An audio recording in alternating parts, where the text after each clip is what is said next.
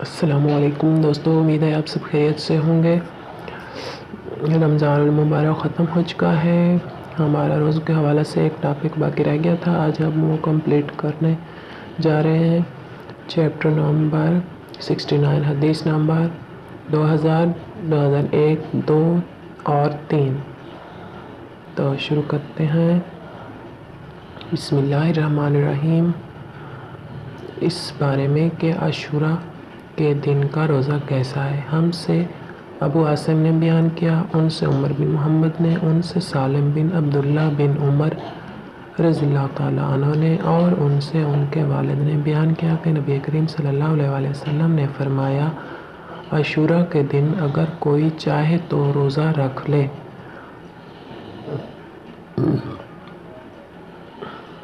حدیث نمبر 2001، ہم سے ابو الیمان نے بیان کیا، کہا کہ ہم کو شعیب نے خبر دی، ان سے زہری نے بیان کیا کہ مجھے عروہ بن زبیر نے خبر دی، ان سے عائشہ رضی اللہ تعالیٰ عنہ نے بیان کیا کہ اسلام میں رسول کریم صلی اللہ علیہ وسلم نے عاشوراء کے دن کا روزہ رکھنے کا حکم دیا تھا۔ پھر جب رمضان کے روزے فرض ہو گئے تو جس کا دل چاہتا اس دن روزہ رکھتا اور جو نہ چاہتا نہیں رکھا کرتا تھا۔ آگے حدیث نمبر 2002، ہم سے عبداللہ بن مسلمہ کانبی نے بیان کیا، کہا کہ ہم سے مالک رحمۃ اللہ علیہ نے بیان کیا، ان سے ہشام بن عروہ نے، اور ان سے ان کے والد نے، اور ان سے عائشہ رضی اللہ تعالیٰ عنہا نے بیان کیا کہ عاشوراء کے دن زمانہ جاہلیت میں قریش روزہ رکھا کرتے تھے اور رسول اللہ صلی اللہ علیہ وسلم بھی رکھتے۔ پھر جب آپ مدینہ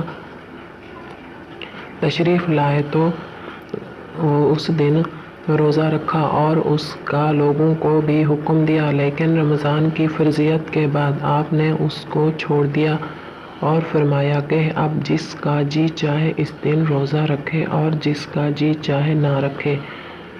حدیث نمبر 2003، ہم سے عبداللہ بن مسلمہ نے بیان کیا، انہوں نے کہا کہ ہم سے امام مالک رحمۃ اللہ علیہ نے بیان کیا، ان سے حمید بن عبد الرحمن نے بیان کیا کہ انہوں نے معاویہ بن ابی سفیان رضی اللہ تعالیٰ عنہ سے عاشوراء کے دن منبر پر سنا۔ انہوں نے کہا، اے اہل مدینہ، تمہارے علماء کدھر گئے ہیں؟ میں نے رسول اللہ صلی اللہ علیہ وسلم کو یہ فرماتے سنا کہ یہ عاشوراء کا دن ہے، اس کا روزہ تم پر فرض نہیں ہے، لیکن میں روزہ سے ہوں، اور اب جس کا جی چاہے روزہ سے رہے، میری سنت پر عمل کرے، اور جس کا چاہے نہ رکھے اور جس پر قائم رہے۔ آج کی ہماری یہ ویڈیو یہاں پر ختم ہوتی ہے، ہم اپنی اگلی ویڈیو کے ساتھ پھر حاضر ہوں گے، تب تک کے لیے اللہ حافظ۔